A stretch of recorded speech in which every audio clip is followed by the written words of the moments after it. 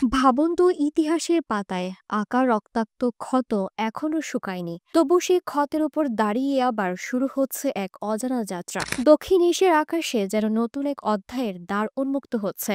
ঢাকায় এসেছেন পাকিস্তানের উপপ্রধানমন্ত্রী ও পররাষ্ট্রমন্ত্রী ইসাকদার। শুধু সৌজন্য সাক্ষাৎ নয়, তার হাতে রয়েছে গুরুত্বপূর্ণ চুক্তির খসড়া।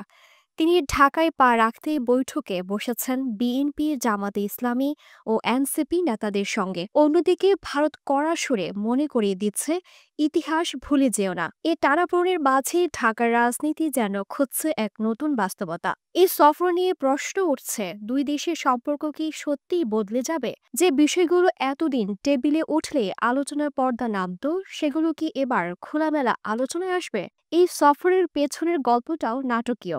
শুরুতে এপ্রিলেই আসার কথা ছিল ইসাকদারের। সব প্রস্তুতি শেষ হয়েও হঠাৎ বাতিল হয়ে যায় সফর।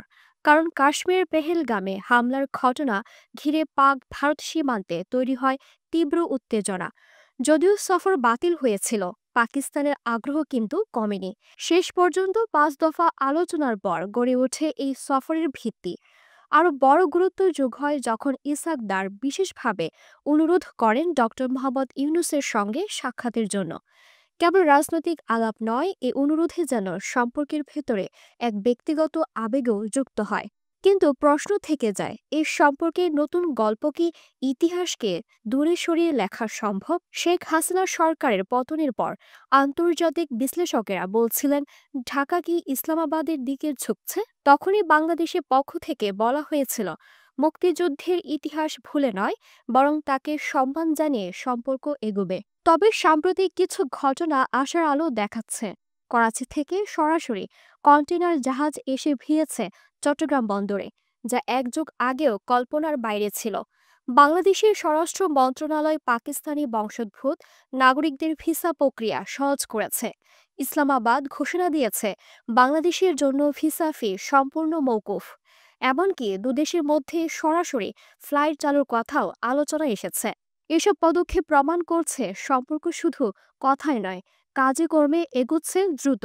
পাকিস্তানের হাই কমিশনার অবশ্য বলছেন, সংকটের মধ্যে সুযোগ লুকিয়ে থাকে, সেটাকে কাজে লাগাতে হবে। কিন্তু ইতিহাস বারবার পথ আটকে দিয়েছে।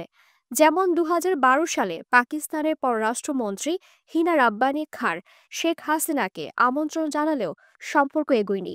এমনকি 2022 সালের পরিকল্পিত সফরও বাতিল হয়।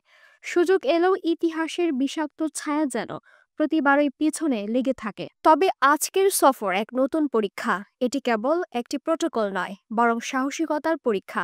ইতিহাসকে পাশ কাটিয়ে নয়, বরং তাকে সম্মান জানিয়ে যদি সামনে এগোনো যায়, তাহলে দক্ষিণ এশিয়ার মানচিত্রে আঁকা হতে পারে এক নতুন ভোর। যদি পাকিস্তান ক্ষমা চায় ও দায় স্বীকার করে, তবে সম্পর্কের নতুন সূর্যোদয় অদূরেই। দিলুর বাতন্নি, ভোরের আকাশ।